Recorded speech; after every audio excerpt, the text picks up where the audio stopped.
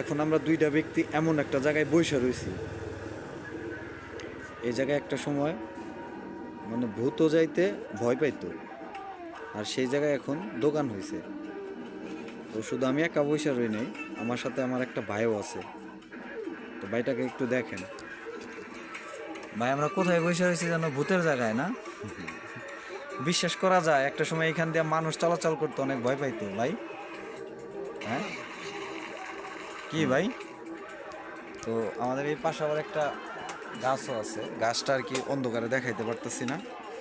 বট গাছ, মানে খেজুর গাছের লগে পেঁচা পুচা বড় হয়েছে, বুঝছেন?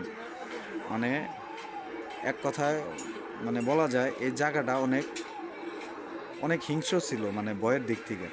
তো সেই জায়গায় আমরা দেখেন দোকান হয়েছে, ব্রেঞ্চ ফেলায় বসে রয়েছি। চাস্তো ভাই, ভয় লাগে না তোমার? না। যাই হোক, স্বাস্থ্যবার ভয় লাগে না মানে আমারও ভয় লাগে না।